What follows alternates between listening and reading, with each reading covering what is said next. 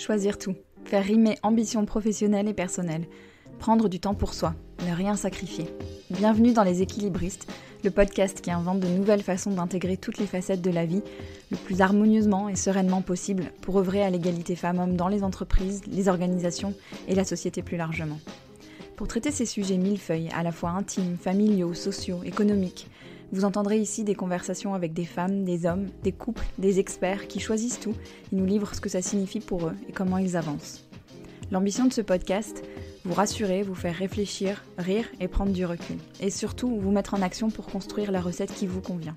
Je m'appelle Sandra Fiodo et je suis la fondatrice de Conscious Cultures, une société dont la mission est d'aider les entreprises à comprendre et prendre en compte qui sont leurs salariés, leurs besoins réels et aspirations pour concevoir les conditions qui leur permettront de fournir leur meilleur travail. Merci de votre écoute, je me réjouis de faire avancer ces sujets avec vous. Salut mes équilibristes. L'épisode du jour, c'est la retranscription d'un live que j'ai organisé avec la formidable Marie Chetrit il y a quelques semaines. Marie, c'est l'auteure de Éducation positive, une question d'équilibre, paru chez Solar Édition il y a quelques mois, et créatrice du blog et compte Instagram Les petits ruisseaux font les grandes rivières. Elle est aussi docteure en sciences, travaille dans la recherche académique et est la maman et belle-maman de 4 enfants. J'ai eu envie d'inviter Marie parce que j'admire et j'apprécie beaucoup le travail qu'elle fait et qui est mis en avant dans son livre. Sa manière d'éclairer, à la lumière de la science, des études, les injonctions qui pèsent sur les parents et qui contribuent souvent à complexifier la tâche. Elle s'est intéressée de près à l'éducation positive, ce courant très vertueux en soi qui prône dans les relations entre enfants et parents l'empathie, la compassion, l'attention aux besoins, la prise en compte de l'enfant tel qu'il est. Là où ça devient problématique, c'est quand ces principes de base sont poussés à l'extrême, avec des idées assez radicales, parce que totalement sorties de leur contexte. Dans son livre, Marie remet du contexte justement, du recul et de l'air pour le plus grand bien des parents et des enfants. Dans ce live, nous avons parlé avec Marie de la pression démesurée que se mettent beaucoup de parents aujourd'hui, du sentiment d'insuffisance que cette pression nourrit. Nous avons parlé de la grande solitude des parents contemporains, de la nécessité de l'autorité, très différente de l'autoritarisme. Marie a aussi beaucoup remis dans leur contexte les fameuses études sur les neurosciences dont nous entendons parler sans vraiment chercher à comprendre. Et elle rappelle une chose essentielle. Les parents qui s'intéressent à ces questions sont des parents qui font déjà très bien. C'est une discussion sur la bienveillance envers soi avant tout, sur ce qu'est être un bon, avec plein de guillemets, parent, ou encore bien, avec plein de guillemets aussi, élever son enfant. Et c'est une discussion qui invite à retrouver le chemin du bon sens et sortir de la surintellectualisation de la parentalité et du questionnement perpétuel. Comme souvent, une question de mesure et de nuance. Allez lire son livre, et si le sujet vous intéresse, l'épisode avec Agnès Labbé, auteure de l'éducation approximative, devrait aussi beaucoup vous plaire. Quelques mots avant de vous laisser écouter. Premièrement, un mot au sujet de la qualité du son qui n'est pas celle que j'aime vous proposer d'habitude, mais je suis sûre que ça ne vous empêchera pas de profiter des propos passionnants de Marie. Ensuite, sachez qu'il y a d'autres lives prévus dans les semaines à venir. C'est un super moyen de participer aux interviews, de poser vous aussi vos questions à l'invité. Pour ne pas les manquer, abonnez-vous à ma newsletter sur le site www.leséquilibristes.com. Enfin, je vous demande un service. Si vous aimez les équilibristes, exprimez-le. Laissez une note ou un commentaire sur Apple Podcasts ou Spotify, partagez un épisode sur vos réseaux ou transférez la lettre à quelqu'un à qui vous voulez du bien. Il me reste maintenant à vous souhaiter une très bonne écoute. Hello. Salut Marie, ça va? Ouais, ça va. Oui. Bon, mais bienvenue. Merci. Bienvenue. On est quelques-unes déjà connectées. On va démarrer notre échange avec toi. Marie, je vais te présenter en 2 mots et puis après, je vais te laisser te présenter toi avec les tiens. Donc Marie, toi, t'es maman, on va commencer par là. Maman et belle maman de 4 enfants. Tu es une scientifique, tu es docteur en sciences, tu travailles dans la recherche académique et tu as un blog qui s'appelle Les petites rivières font les grands ruisseaux. Ouais, l'inverse. Les petits ruisseaux font les Non, grandes mais rivières. c'est bien aussi cette version-là. C'est bien. Enfin, PRGR, quoi. Voilà, Et, PRGR. PRGR. Et moi, à titre personnel, j'adore suivre ce que tu écris parce que tu es très drôle déjà. J'aime bien rigoler. Et puis, tu as une façon d'ancrer tout un tas de choses dans une réalité scientifique documentée, argumentée, etc., que je trouve très agréable. Donc, j'ai lu ton livre avec immense plaisir, paru chez Solar, Éducation positive, une question d'équilibre. J'adore la couve aussi qui est magnifique. Et je suis très heureuse que tu aies accepté de venir discuter avec nous. Donc, je vais commencer par te laisser te présenter avec tes mots à toi et puis nous dire peut-être comment t'en es arrivé à créer ce blog qui s'appelle donc Les petits ruisseaux font les grandes rivières et pas l'inverse. Voilà, bienvenue Marie. Merci Sandra, merci de m'avoir invitée. Alors, comment me présenter? Donc, comme tu le dis, je suis maman et belle-maman. Donc, nous avons 4 enfants au total avec mon mari. Alors, j'ai d'abord eu ma fille aînée qui a 17 ans cette année, donc qui est grande déjà. Et puis, j'ai vécu un divorce qui a été un cataclysme dans ma vie.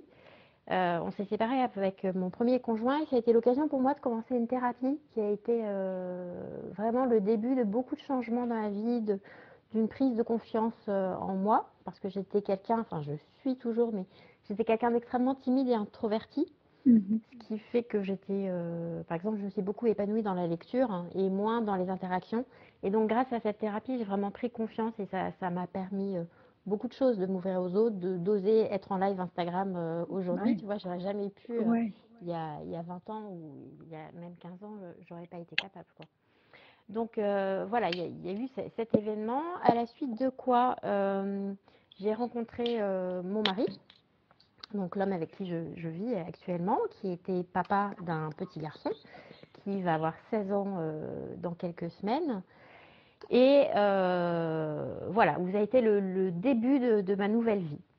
Donc ça fait maintenant presque 11 ans qu'on est ensemble, on s'aime, on est heureux, enfin voilà. Et on a eu 2 petits garçons Mhm. qui ont maintenant bientôt 8 ans et puis 6 ans. Mhm. Donc c'est d'eux que je parle davantage sur mon blog parce que les grands maintenant, enfin depuis déjà plusieurs années, j'en parle beaucoup moins par respect pour leur intimité parce Ouais. que j'ai pas envie de les exposer, c'est des adolescents. Les petits, bon, c'est plus des récits de vie quotidienne que je fais qui sont, je pense, communs à beaucoup de parents, donc qui ne sont pas très très engageants Mhm. sur leur intimité. C'est pour ça que je me permets de le faire. Mhm. Donc voilà pour l'aspect familial. L'autre particularité de notre famille, c'est que on est en célibat géographique. Donc mon mari est absent toute la semaine, on n'est présent ici que les week-ends, Mhm. ce qui forcément influe mon rapport à l'éducation et parfois aussi à la discipline, parce que je suis seule pour gérer les enfants en semaine, je ne peux pas passer le relais. Donc ça, c'est sûr que ça rentre en ligne de compte aussi. Mhm. Et sur le plan professionnel, donc j'ai un parcours universitaire. J'ai fait un doctorat d'immunologie Mhm. et ma spécialité, c'est la réponse immunitaire dans les infections virales. Voilà, Mhm. donc je travaille dans la recherche académique sur ça, sur la réponse immunitaire dans le cadre des infections virales. Et, et le Ouais. début de ton... Non, non, c'est très intéressant de connaître le contexte de tout ce qu'on voit pas finalement derrière Mhm. tes posts et tout ça. Comment t'en es arrivé à créer le blog? C'était au moment de la naissance des plus petits? Alors, le blog, je l'ai ouvert quand mon dernier avait quasiment 2 ans. Mhm. C'était au début de notre célibat géographique, donc j'avais toutes mes soirées en semaine Mhm. libres en quelque sorte. Ça correspondait ici à un moment où j'étais vraiment à fond dans la parentalité. Enfin voilà, Mhm. ça m'occupait complètement, surtout après la naissance de 2 enfants. Moi, quand j'ai divorcé, j'étais un peu en train de me dire c'est terminé, j'aurai jamais d'autres enfants, je Ouais. resterai célibataire toute ma vie avec mes chats, etc. Donc voilà, finalement, la vie a fait que on a construit cette famille pour notre plus grand bonheur. Et là, je me retrouvais seule avec donc beaucoup de préoccupations sur l'éducation, Mhm. enfin, ça me comblait complètement. Et puis j'avais envie de parler de tous ces moments. Et puis aussi, j'ai toujours bien aimé écrire. Je suis plus une personne de l'écrit que de l'oral. Mhm. Et le blog, c'était vraiment la manière de pouvoir m'exprimer de manière relativement anonyme. Bon, même si l'anonymat, petit à petit, Ouais. il passe un petit peu. Mais quand même, ça a été un bon exercice. Je dirais que même ça s'est rentré un petit peu dans ma thérapie. Ça a été une manière de parler de moi, Mhm. sans avoir peur de surmonter cette difficulté à parler de soi. Ouais. Oui, Voilà. parce que finalement, quand tu parles de toi, tu parles des autres. Les autres se reconnaissent dans ce que tu vis et il y a une Oui, universalité dans ce que tu partages. mm. Oui, Euh, bien sûr. Mm. donc, ton livre sur l'éducation, d'ailleurs, tu l'appelles la parentalité bienveillante, c'est ça sur le titre? Oui, ou L'éducation positive, positive, ou ouais. parentalité bienveillante. Est-ce que tu peux la définir, cette notion-là, avec tes mots et peut-être nous dire où est le problème, je mets plein de guillemets autour de problème, mais avec cette notion-là qui fait que tu as eu envie d'écrire un livre là-dessus? Alors c'est un mode éducatif qui est basé sur le respect des spécificités de l'enfant, c'est-à-dire de son immaturité, du fait que c'est un être en formation, sur le respect de ses besoins, besoins en termes évidemment physiologiques, mais surtout affectifs. Voilà, c'est vraiment un mode d'éducation qui met l'accent sur le rôle nourricier du parent, mais nourricier au sens vraiment large, quoi. Et je veux dire, c'est très bien, hein. Je veux dire, c'est vraiment une évolution extrêmement positive parce que ça a mis en évidence, enfin, ça a permis peut-être de manifester plus largement que l'empathie, la compassion, l'attention aux besoins, la prise en compte de l'enfant tel qu'il est, était capitale pour son bien-être et son développement. Euh, le souci qu'on peut rencontrer parfois avec l'éducation positive, c'est que quand elle est pratiquée entre guillemets à l'excès, elle peut être assez culpabilisante pour le parent qui course à l'échalote de la perfection parentale pour faire toujours plus et toujours mieux. Et ce que je constate, c'est qu'il y a beaucoup de mamans, parce que bon, les contenus parentaux, c'est surtout les femmes qui les suivent, hein, beaucoup moins les hommes, un petit peu, mais ils sont minoritaires. Voilà, ces mamans rentrent dans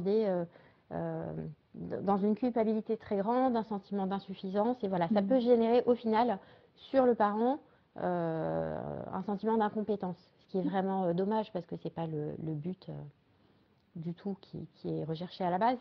Mais voilà, ça crée quand même une pression sur le parent qui est assez forte. Qui est assez forte. Et on va en parler aussi beaucoup parce que ce qui est intéressant dans le livre, c'est tes éclairages à la lumière des études, mais vraiment des études, parce que tu es allé les chercher, ces fameuses études sur lesquelles on s'appuie, soi-disant, et tu es allé les décortiquer, c'est ça qui est super intéressant, entre autres dans ton livre. Mais je voudrais qu'on aborde certaines des idées sans spoiler, parce qu'il faut vraiment le lire, mais en tout cas certaines des idées que j'ai trouvées particulièrement marquantes, où j'ai appris beaucoup de choses. Tu parles de la solitude assez tôt dans le livre, tu parles de la solitude des parents, en particulier en France. Quel impact ça a, tu crois, sur la manière dont on va chercher des ressources, dont on va chercher des questions aux interrogations qu'on a forcément quand on devient parent, parce que ça vient avec tout son lot de questions. C'est quoi le lien entre cette solitude-là et peut-être le fait d'aller chercher des réponses dans une version extrême de parentalité positive? Je pense qu'il y a une vraie rupture générationnelle entre notre génération et puis celle de nos parents.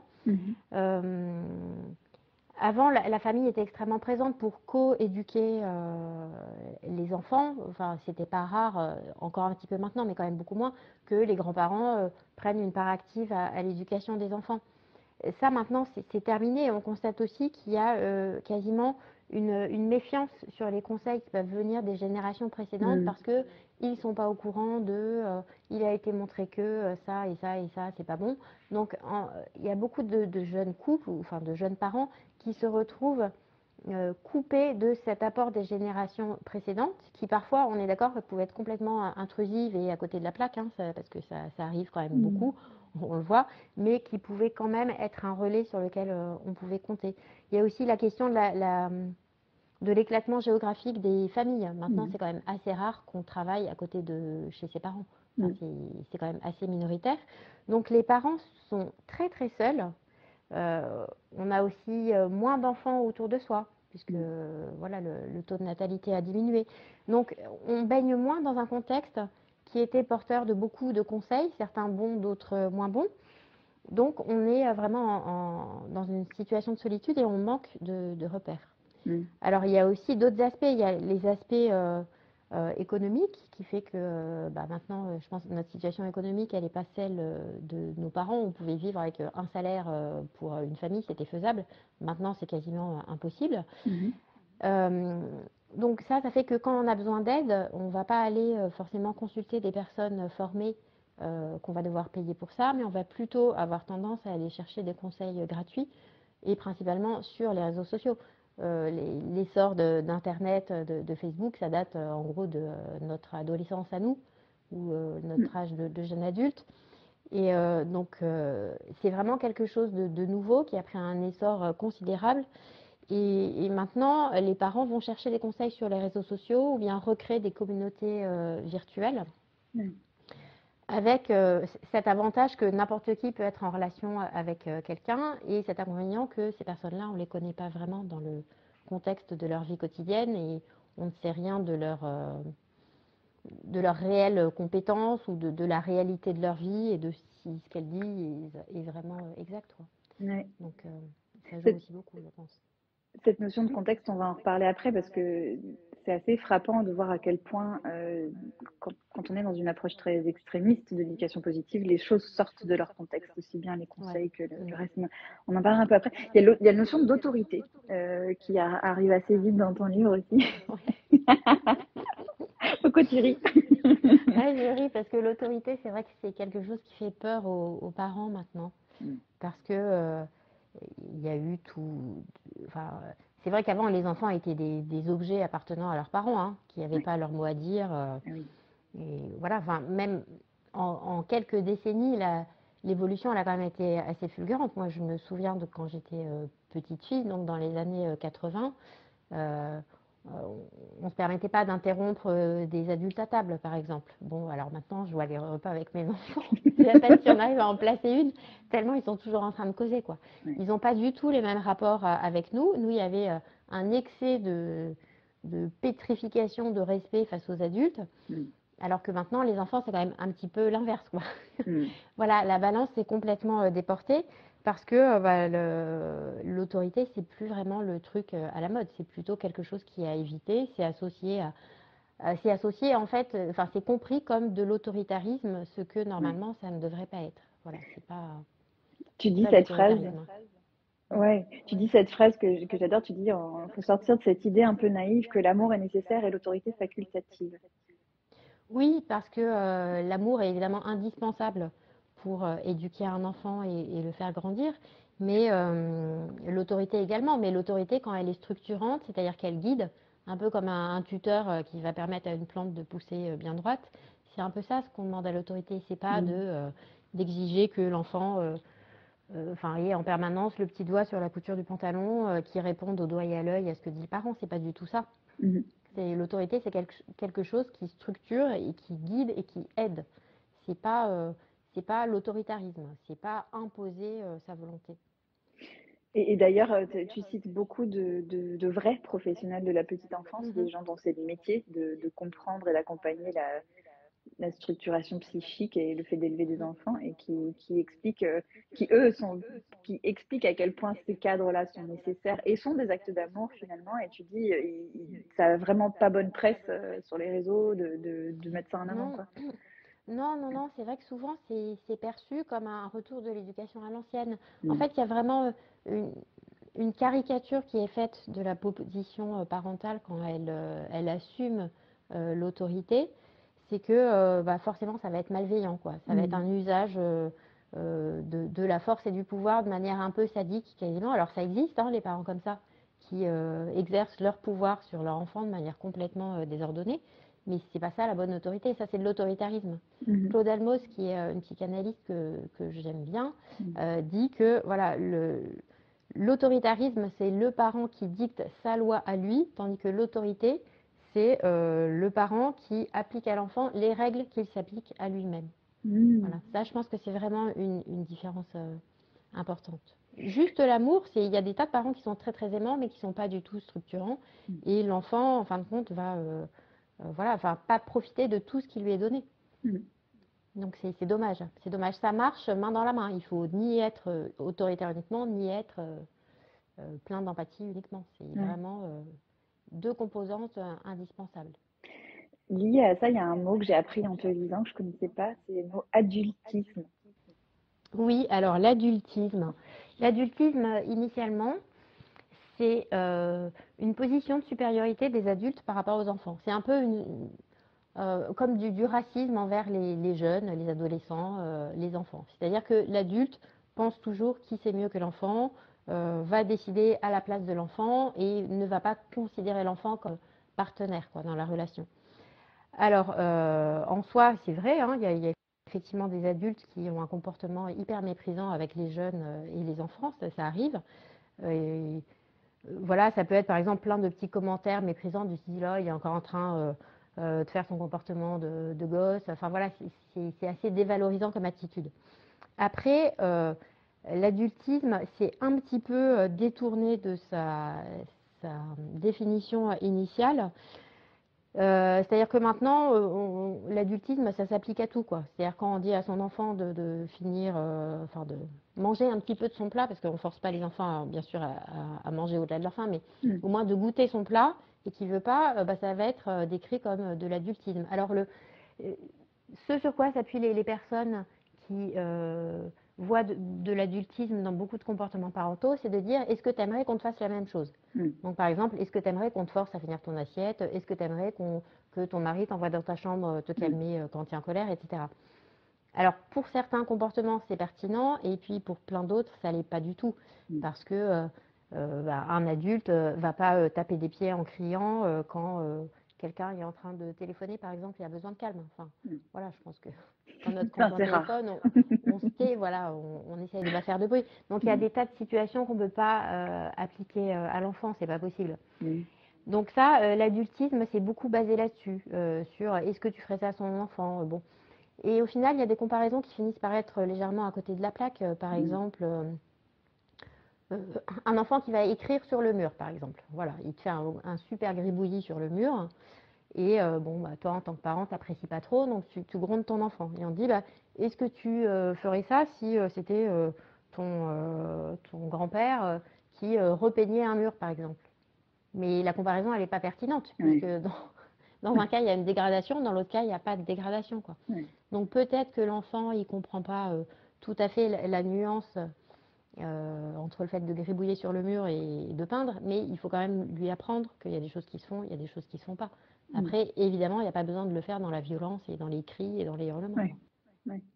Alors justement, les violences et les cris et les hurlements, j'aimerais bien qu'on en parle parce que un des gros sujets de ton livre, c'est la question des VEO, les violences éducatives ordinaires, qui sont une réalité évidemment, mais dont le terme, d'après ce que tu dis, est tellement large, tellement mal défini, que ça devient une espèce de fourre-tout. Voilà, ça devient un fourre-tout. D'ailleurs là, en ce moment, en story, je partage pas mal de témoignages sur cette question des VEO. Alors, initialement, les VEO, donc c'est les violences éducatives ordinaires, et dans la définition très succincte qui en est faite dans l'article de loi sur l'éducation sans violence, c'est toutes les violences physiques et psychologiques utilisées à but éducatif. Donc c'est vrai que ce n'est pas très précis comme définition, mais on va dire que classiquement c'est mettre des gifles à son enfant, le frapper, lui mettre une fessée, crier tout le temps sur son enfant, l'insulter, etc. Parce que bon, il y a quand même des parents qui parlent super mal à leur enfant et qui utilisent la fessée comme outil éducatif routinier, voire bien pire. Donc ça, c'est incontestable. Évidemment, il y a des maltraitances qui sont physiques ou psychologiques. Les maltraitances psychologiques qui visent à rabaisser l'enfant, l'humilier, sont largement aussi nuisibles que la violence physique. Mais le problème, c'est que ça, c'est la définition de base des VO, mais que maintenant, on met là-dessous tout un tas de comportements où on commence à avoir du mal à déceler si réellement il y a de la violence, quoi. Parce que presser son enfant le matin, par exemple, bon, je connais pas beaucoup de parents qui parfois ne disent pas à leur enfant dépêche-toi, dépêche-toi, il faut partir.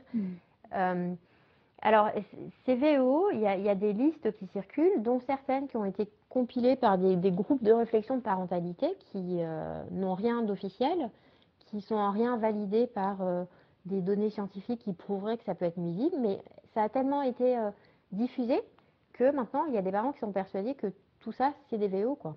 Pour moi, non. Enfin, même mettre le terme de violence là-dessus, je ne suis pas d'accord. Et d'où elles viennent ces dérives? Parce que c'est ça que tu analyses super bien dans le livre, c'est d'où les apports des neurosciences et tout ça de ces dernières années. J'aimerais bien que tu nous parles de tout ça, de ce que tu as découvert en allant creuser dans les recherches. Alors, disons que le tournant, il a été pris peut-être au début des années 2010, je dirais à peu près, lorsqu'il y a eu des livres très réputés qui sont parus, à savoir les ouvrages de Catherine Guéguin et d'Isabelle Fillosa, à peu près, qui ont remis en perspective les comportements de l'enfant et son épanouissement au regard des neurosciences, en tout cas pour ce qui concerne les livres de Catherine Guéguen. Donc elle explique que le cerveau de l'enfant est en construction, qu'il y a certaines réactions, par exemple les réactions émotionnelles qu'il n'est pas en mesure de maîtriser parce que ça déborde dans son cerveau et que structurellement il n'est pas capable de gérer ça, ce qui explique les explosions de colère chez les tout petits, les fixations sur telle ou telle chose, par exemple qu'il veut absolument mettre le pantalon rouge, voilà, alors que le temps ne convient pas, etc. Bon, enfin très bien, c'est juste, hein, le cerveau de l'enfant n'est pas terminé et le cerveau continue à évoluer encore pendant de nombreuses années. Après, elle décrit également dans son ouvrage les études qui ont montré les effets des violences éducatives ordinaires sur le cerveau des enfants. Alors, sachant que ce qui est montré dans ces publications, ce sont des effets qu'on observe chez des enfants qui ont été victimes vraiment de maltraitance. Donc par maltraitance, on entend abus sexuels, violence physique, maltraitance psychologique profonde ou négligence, c'est-à-dire les enfants laissés complètement à l'abandon. Donc on voit que déjà, on n'est pas du tout dans un registre quotidien, voilà, d'interaction bienveillante entre enfants et parents, pas du tout, du tout. Et puis le deuxième groupe de papiers qu'il y a sont des papiers fondamentaux qui sont faits chez le rat principalement, qui est beaucoup utilisé pour étudier le comportement, et où les protocoles standards d'étude du stress chez le rat sont des protocoles qui sont quand même assez violents en termes de stimuli stressants, quoi. C'est vraiment un stress profond qui induit des réactions de peur vitale pour la survie de l'animal. Parce que évaluer le stress, un petit stress chez un animal, c'est extrêmement difficile. Enfin, les échelles d'études, ça peut être c'est le comportement du rat ou le fait qu'il hérisse le poil ou certaines expressions du faciès du rat. Enfin, moi, j'ai travaillé sur des animaux, donc je sais à quel point c'est difficile de déceler des différences d'expression chez un rat ou une souris. Donc voilà, on est obligé d'activer des comportements avec des stimuli qui sont très très forts pour pouvoir observer quelque chose. Voilà. C'est un domaine vraiment complexe. Donc on ne peut pas, à mon sens, dire que le stress, évidemment, la vie quotidienne génère du stress parce qu'on se presse un peu, parce qu'on ne fait pas forcément ce qu'on veut au moment où on le veut, mais ça n'a rien à voir avec ce qui est montré dans la littérature.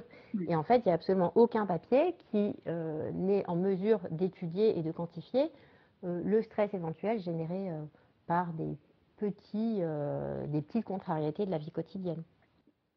Donc on extrapole des résultats d'études sur des situations très extrêmes à des situations. Voilà. Et ça a été fait par. Qu'est-ce qui a créé ce pont en fait? Qu'est-ce qui a créé cette dérive-là de se dire, en fait, on part d'une étude qui a étudié un truc très spécifique, très heureusement pas courant, et qu'on en fait ça, enfin cette espèce de truc qui devient extrêmement anxiogène, extrêmement culpabilisant pour les parents, qui sont en plus, tu le dis, souvent déjà des parents qui font très bien. S'ils se posent ces questions-là, oui, voilà. C'est déjà ça. Déjà, exactement, si les parents se posent des questions, c'est qu'ils sont déjà des parents attentifs à la question du bien-être de leur enfant. Donc d'une part, je pense qu'on passe complètement à côté de la cible qui serait réellement concernée, à savoir des parents authentiquement maltraitants, parce que ceux-là, ils ne s'intéressent tout simplement pas à la question. Mais on va venir stresser des parents qui sont déjà en questionnement sur leur comportement vis-à-vis des enfants. Alors comment c'est possible qu'il y ait eu ce glissement? Parce que, comme assez souvent dans les ouvrages de vulgarisation, on omet tout un tas de détails qui sont dans les publications, parce que bon, peut-être matériellement, on ne peut pas non plus tout raconter, pas être exhaustif.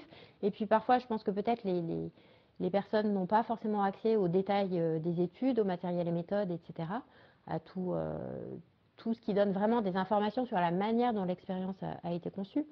Et puis de simplification en simplification, de reprise de presse en vulgarisation sur les réseaux sociaux, on perd un peu le contexte des études et puis on retient que le message qui est réduit vraiment à quelque chose de très parcellaire qui est le stress détruit le cerveau de l'enfant.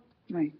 Donc oui, le stress chronique, le stress chronique abîme le cerveau des enfants, mais le stress chronique, c'est par exemple de rentrer tous les soirs avec un parent alcoolique et où on ne sait pas si on va se prendre une rousse ou s'il sera inconscient sur le sol. Ça, c'est du stress chronique.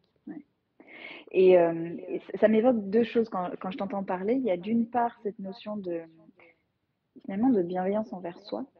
Mhm. envers le parent qu'on est. Ça me fait beaucoup penser à ce que fait Agnès Labbé avec son travail de Oui, baisser la barre des exigences et tout ça. Mais il y a une notion de non-réciprocité finalement des exigences. On doit faire preuve d'une empathie, d'une bienveillance folle à l'égard de ses enfants, mais c'est au détriment au prix d'une violence inouïe envers soi finalement. ouais. Moi, je trouve qu'il y a beaucoup de parents qui s'imposent des situations qui sont en fait extrêmement violentes pour eux. Alors, en termes de charge nerveuse, enfin, je pense qu'on le voit bien quand tu as plusieurs enfants et que tu as ta journée de travail dans les pattes et le soir, tu n'es pas forcément très très patiente, c'est clair. Mm. Mais il y a quand même des limites à ce qu'on peut accepter d'un enfant, même avec tout l'amour du monde. Moi, je ne pense pas que ce soit les aider, de toute façon, de leur faire croire, de leur laisser croire que tous les comportements sont acceptables. Et puis, voilà, ce sont très souvent des parents qui ont une bienveillance infinie envers leurs enfants et n'ont aucune bienveillance envers eux-mêmes. D'ailleurs, là, récemment, il y a eu l'émission Dans les yeux d'Olivier qui parlait de l'épuisement maternel. Et c'est symptomatique, cette maman qui raconte qu'elle se levait tous les matins pour faire des crêpes au petit déjeuner à ses enfants, alors qu'elle aurait pu leur donner une tranche de pain, voilà. Mais non, elle s'imposait de faire des crêpes. Et puis, tous ses enfants étaient en couche lavable, donc elle passait son temps à laver des couches, etc. Et enfin, si on a le temps et si c'est compatible, je veux dire, très bien, il n'y a aucun problème. Mais quand ça devient une charge, c'est là où il y a un souci. Et elle disait bien que elle, ce qu'elle voulait, c'était faire encore mieux que sa propre mère, être une mère Ouais. encore meilleure que sa propre mère. Donc voilà, et ces mères en arrivent à s'oublier complètement, comme tu dis. Voilà, il n'y a plus d'attention pour soi-même et pour des besoins qui sont quand même très très basiques, comme avoir un petit peu de calme ou Ouais. voilà, avoir juste 20 minutes tranquille, quoi. Ouais. On sait que les petits sont hyper sollicitants, donc de toute façon, c'est déjà pas facile dans un cadre classique d'avoir un petit peu de temps libre et on sait combien c'est précieux. Ouais. Mais alors si en plus on se laisse complètement déborder par toutes les demandes de l'enfant, qu'on doit satisfaire, hein. Enfin quand c'est un tout petit, Ouais. il n'y a aucun souci, il faut absolument satisfaire tous les besoins d'un bébé, mais progressivement on lui apprend quand même que l'autre aussi est là, qu'il n'est pas tout seul et que vivre en collectivité dans une famille, c'est aussi apprendre à respecter les besoins des autres et que tous ces besoins ne vont pas pouvoir être satisfaits dans l'instant. Ouais. Alors après, il y a aussi la distinction entre désir et besoin. Ouais, j'allais Voilà, trop donc lancer plutôt là-dessus. le Ouais. besoin, voilà. Le besoin doit être satisfait, le Mm. désir, il peut être un peu différé dans sa satisfaction. C'est pas... Il peut et même presque il doit, parce que tu vois, quand on entend aussi les pédopsies qui disent, en fait, on apprend la vie aussi en se confrontant à la frustration et au fait que les désirs ne sont pas satisfaits dans l'immédiateté. Oui, je pense que de toute façon, la vie quotidienne se charge d'imposer un certain nombre de frustrations aux enfants par la force des choses. Mm. Donc, on n'a pas besoin d'en rajouter pour frustrer encore plus. Non. La vie quotidienne est suffisamment frustrante comme ça. Mm. Mais effectivement, c'est un apprentissage pour eux Mm. d'apprendre à gérer la frustration et à le supporter petit à petit. Alors, on ne demande pas la même chose au même âge, hein, évidemment. Mais euh, l'enfant prend l'habitude d'attendre un tout petit peu la satisfaction de son désir quand il ne s'agit pas Mm. voilà, de quelque chose de vraiment important. Mm. Et ça l'aide à tolérer la frustration parce que s'il n'y est pas confronté dans le cercle de la famille, il y sera de toute façon confronté à l'extérieur, ne serait-ce que lors de la scolarisation parce que la maîtresse a 25 enfants dans sa classe et qu'elle ne peut pas satisfaire tous les désirs de chacun à la minute, quoi. Ouais. Je fais juste une petite parenthèse pour vous qui êtes connectés. Si vous avez des questions pour Marie ou envie de réagir, mettez-les dans les petits points d'interrogation, la partie questions. Comme ça, après, je peux y revenir parce que dans les commentaires, après, ça défile, je ne les vois plus. Donc, n'hésitez pas à mettre vos questions. J'ai vu qu'il y en avait déjà une. Euh, je veux revenir aussi sur un truc que tu as dit, Marie. Tu parlais de cette femme qui voulait être une meilleure mère que la sienne. Il y a vraiment derrière tout ça aussi l'idée de qu'est-ce que c'est un bon parent et une bonne mère en particulier. Tu vois, c'est quoi? C'est être le géo de la famille, ne jamais. Enfin, enfin tu vois, qu'est-ce qu'on s'impose aussi C'est avec ça? supporter la charge mentale en faisant comme si elle n'existait pas. Ouais, c'est ça.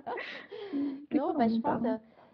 Moi, j'aime beaucoup les livres d'Agnès Labbé parce que effectivement, moi, mon mantra parental, c'est revoir ses ambitions à la baisse, quoi. C'est Ouais. clair que quand j'avais qu'un enfant, je voyais pas du tout les choses de la même manière que maintenant qu'on en a quatre. Euh, En fait, il y a des tas de choses qui sont pas importantes. On peut être attaché, par exemple, à certains modes éducatifs, au fait que notre enfant fera de la motricité libre ou de la diversification menée par l'enfant ou tout un tas de choses qui sont très bien.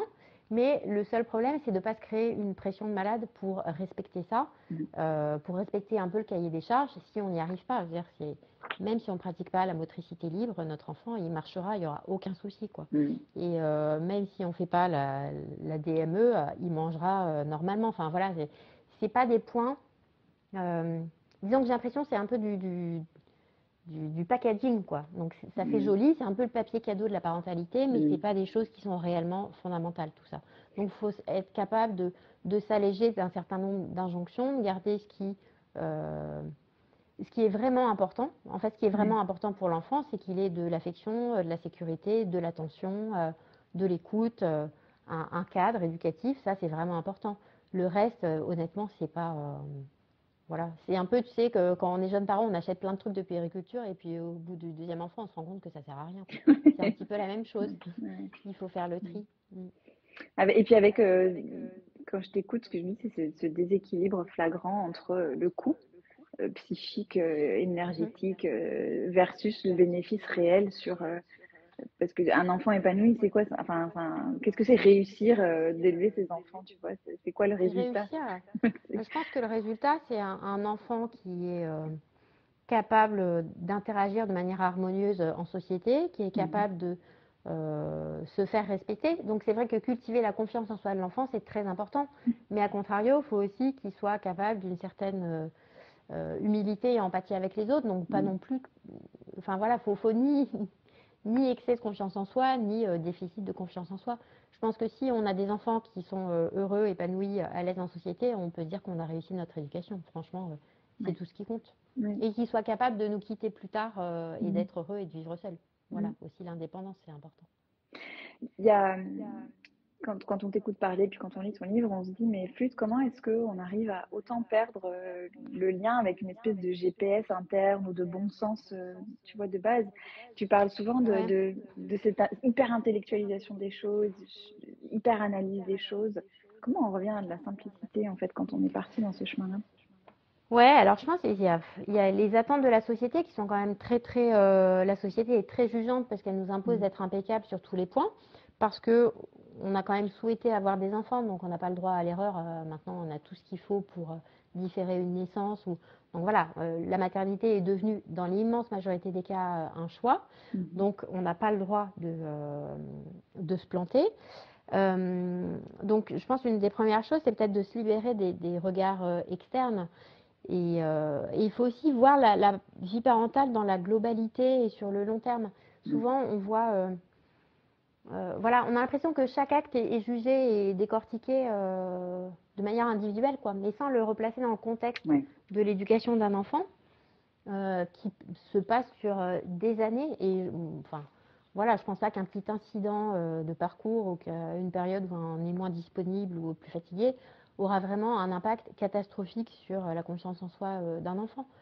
Voilà, l'éducation, ça se passe quand même sur des années. Hein. C'est pas juste sur quelques mois quand l'enfant est petit. Voilà. Il n'y a pas non plus... Enfin, on peut rattraper beaucoup de choses en termes éducatifs, même si objectivement, à un moment, on a été défaillant par fatigue, pour tout un tas de raisons. On peut tout à fait rattraper ça et redresser la situation. C'est très rare qu'il y ait quand même, sauf si on a vraiment été maltraitant, mais bon, c'est quand même rare qu'on ne puisse pas arranger les choses. Voilà. Mais pour ça, il faut consulter, il ne faut pas hésiter à se faire aider en tant que parent quand on en ressent besoin, quoi. C'est important ce que tu dis, ça, sur le fait de recontextualiser les choses, parce que c'est vrai que là, avec ce que tu nous expliques par rapport aux études qui sont aussi sorties de leur contexte, par rapport aux actes qui sont sortis de leur contexte, etc., on perd un peu ce fil-là aussi avec ça, où on garde des choses de façon très morcelée, sans vue d'ensemble. Et je me dis aussi en t'écoutant, on a un boulot en tant que parent à apprendre à vivre avec l'inconfort qui vient avec le fait d'éduquer des enfants. Il y aura des moments de friction, il y aura des moments où ils vont nous détester, et puis ça fait partie du truc. Oui, bien sûr, parce que dire non pour le parent, c'est jamais plaisant. Il faut affronter le mécontentement de l'enfant, son rejet éventuel qui peut être super douloureux suivant ce qu'on a vécu nous aussi. Quand on a un enfant qui dit je t'aime pas, t'es méchante, bon, c'est jamais agréable, quoi. Et puis pour certains parents, je pense que ça peut être extrêmement douloureux parce que ça fait écho à leur propre vécu et ils se sentent terriblement mal de voir ça. Enfin, ça dépend vraiment de l'histoire de chacun. Oui, Donc voilà, moi je pense aussi que dans ce courant éducatif bienveillant, il y a, il y a des personnes qui ont envie de découvrir quelque chose de nouveau. Ça peut être, même elles ont été victimes de maltraitance durant l'enfance et elles gardent un souvenir de leur enfance extrêmement pénible ou voilà, pas du tout gratifiant et elles veulent surtout pas renouveler ça. Parfois, c'est simplement que les parents n'étaient pas très chaleureux et voilà, du coup, on retombe un peu là-dedans. Mais il y a aussi des parents qui veulent guérir de leur propre enfance dans l'éducation de leurs enfants. Et peut-être que ces parents-là, ils peuvent être plus à risque d'être sensibles voilà, à certains excès dans ce courant éducatif.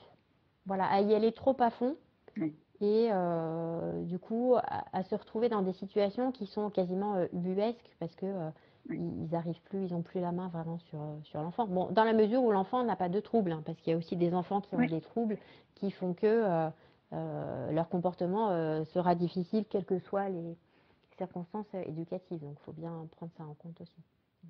Et du coup, ça rejoint ce que tu disais tout à l'heure sur le fait de se faire aider dans ces moments-là, quand on se dit, oh Ouais. là, je vois que je suis hyper fatiguée, je suis hyper irritée. Qui c'est qui peut m'aider à prendre du recul et à remettre les choses dans leur contexte et à comprendre comment redescendre aussi dans les Ouais, ouais, exigences que ouais. je m'impose. Il y a, bon, si on est en couple, évidemment, faut, et si c'est possible, parce qu'on sait bien que c'est pas toujours évident, trouver un relais auprès de l'autre parent, bon, et Mm, évidemment, c'est le truc de base, mais parfois, c'est pas possible, et je pense en particulier aux mamans solo qui mm, se retrouvent vraiment seules à la barre, et pour elles, c'est vraiment très, très difficile. Après, il faut pas hésiter à consulter une psychologue, parce que parfois, ça peut être rassurant. On peut se poser beaucoup de questions sur son enfant en se disant, il va souffrir de, mm. si je lui demande voilà, enfin, si je le cadre davantage, bon, ça, il va être malheureux. Et de consulter quelqu'un peut permettre de reprendre un peu pied dans la réalité des choses et aider le parent à voir qu'est-ce qui est violent et Oui, qu'est-ce qui n'est pas violent oui, objectivement oui, en termes éducatifs, quoi. oui, objectivement, Ouais. exactement. Ouais. Ouais. Après, il y a aussi des techniciens d'intervention sociale et familiale Mhm. qui peuvent venir aider une famille euh, à voilà, pour apporter du soutien à des parents qui se sentent un peu débordés. Je connaissais pas ce terme. C'est des gens qui interviennent dans quel Ouais, type de en structure? fait, c'est l'aide sociale à l'enfance D'accord. et c'est pas du tout une mesure de placement ou voilà, c'est vraiment Ouais, un soutien aux parents d'accord. qui peuvent en faire eux-mêmes la demande. Ah, c'est bon à savoir ça. Mm. J'ai une dernière question pour toi et après on va prendre les Mhm. questions des personnes qui sont connectées. Tu as une approche que je trouve très singulière parce que, encore une fois, tu raccroches toujours ce que tu dis à des études, à des choses scientifiques ancrées, etc. Et tu communiques beaucoup sur Instagram, tu transmets ça Mhm. sur Instagram, qui est pas la plateforme la plus réputée pour être l'endroit de la nuance ou de la profondeur. Quel écho ont tes propos et ceux qui te soutiennent sur cette plateforme-là? Est-ce que tu arrives à faire passer tes messages? Alors, oui, je pense que oui.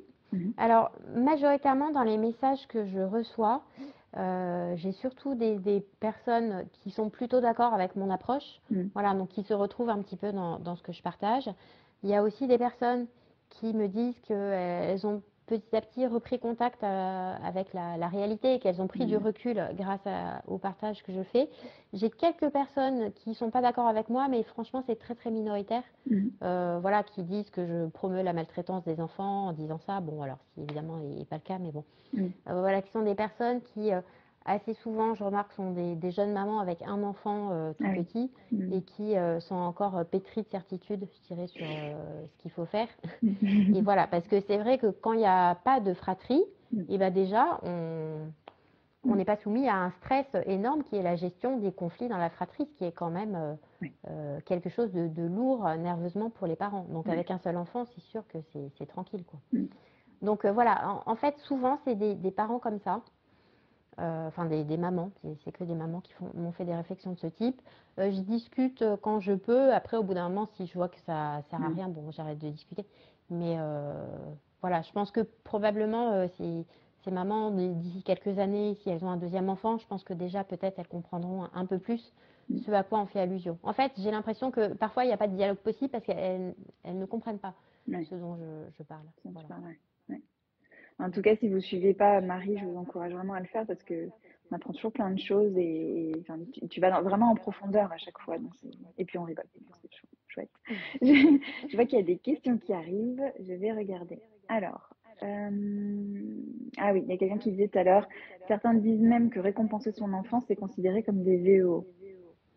Oui, alors, oui, c'est vrai, c'est décrit comme une VO par certains parce que, alors l'idée sous-jacente, ça serait que l'enfant deviendrait un peu un mercenaire, quoi. C'est-à-dire, il marche à la récompense.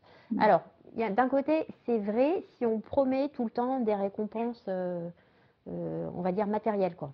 Ça, les récompenses matérielles, c'est pas génial. Bon, on peut le faire de temps en temps, hein. Moi, je l'ai fait. Je l'ai fait pour les tests rhinopharyngés pour mes enfants, j'aurais acheté des boosters Pokémon. Voilà.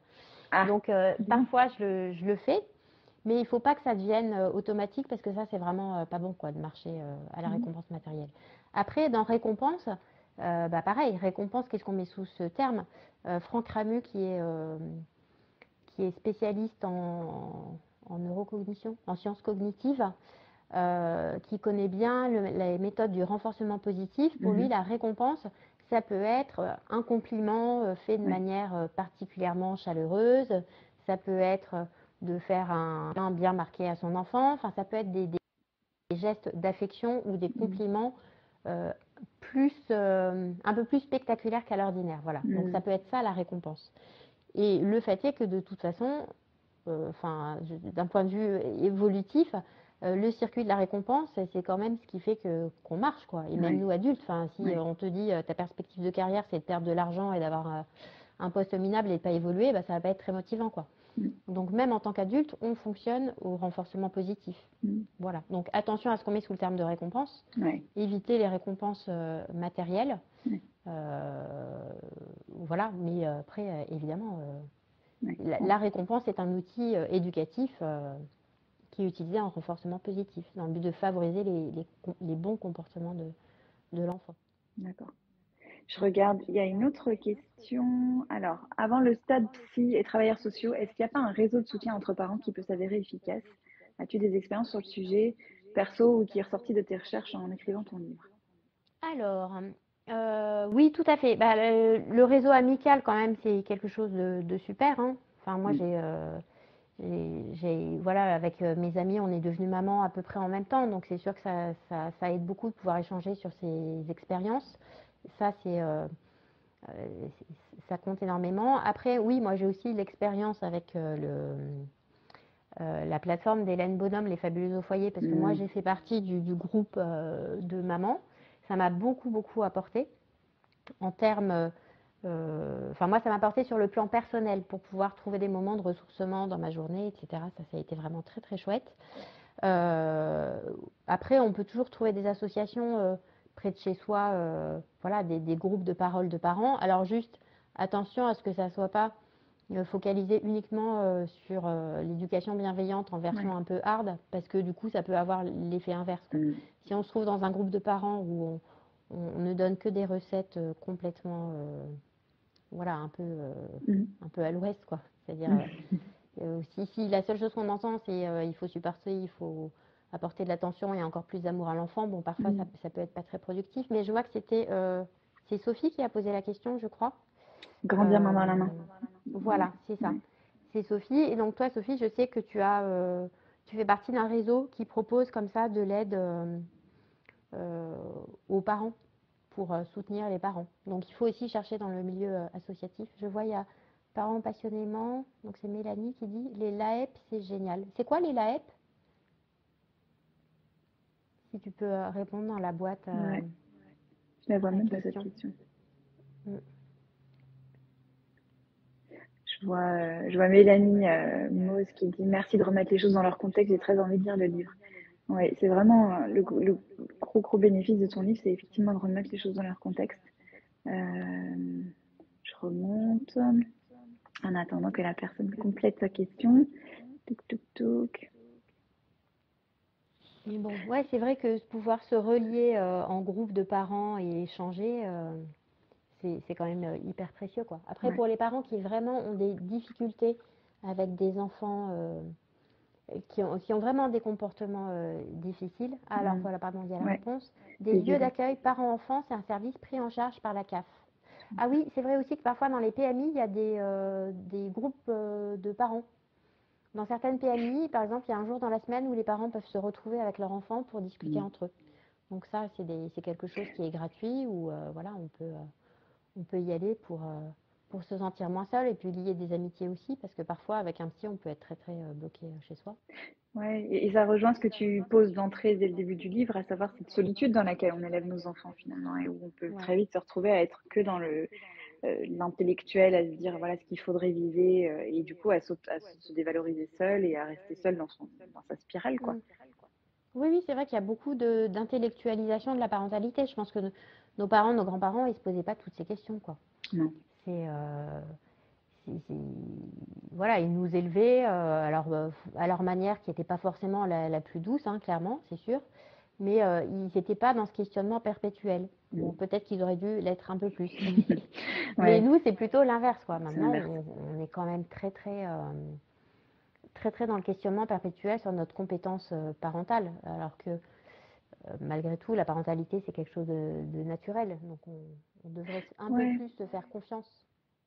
Oui, c'est ça, mais c'est marrant parce que le fait de se faire confiance est devenu une injonction supplémentaire qui vient à la fin d'une C'est vrai. liste longue comme le bras de alors il faut faire ça, ça, ça. Non, mais surtout fais-toi confiance. Ben oui. C'est vrai. Oui, oui, c'est vrai que bon, les réseaux sociaux, c'est quelque chose de merveilleux parce qu'on peut faire faire connaissance de chouettes personnes. Enfin, la preuve, souvent, c'est connu par les réseaux sociaux.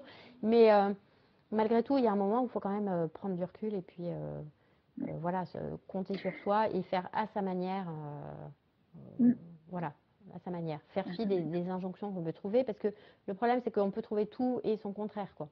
C'est ça. Donc, C'est ça. Ouais. Donc il y a quelqu'un qui recommande ton livre. Je recommande vivement le livre de Marie, moi aussi. Et puis je vois parents passionnément qui dit oui, les moments d'échange, ça permet de sortir de l'isolement. Exactement. Ce d'accord, serait avec des quoi, Marie? professionnels, ouais. Ça permet de lutter contre l'isolement. Ouais, ouais, bah, c'est certain. Et en plus, il y a un lieu d'écoute gratuit, quoi. Donc ça n'a pas Oui, de prix parce qu'il y a aussi une question économique qui est qu'on ne peut pas tous payer des séances de psy. Ouais, ouais. voilà, c'est quand même un luxe de pouvoir se le permettre. Ça, j'en ai bien, bien conscience. Donc je comprends qu'il y ait des parents qui disent non, moi je peux pas et je vais chercher les infos là où je peux. Ouais. Mais il y a quand même des groupes, même sur Facebook, il y a certains groupes d'échanges parentaux qui sont complètement bienveillants, où il n'y a pas de jugement, où les personnes sont accueillies telles qu'elles sont. Le signal, c'est un peu si on se sent nul et qu'on a l'impression d'être la seule à tout rater, bon, il faut plutôt fuir, quoi. Ouais. Faut essayer d'aller voir ailleurs.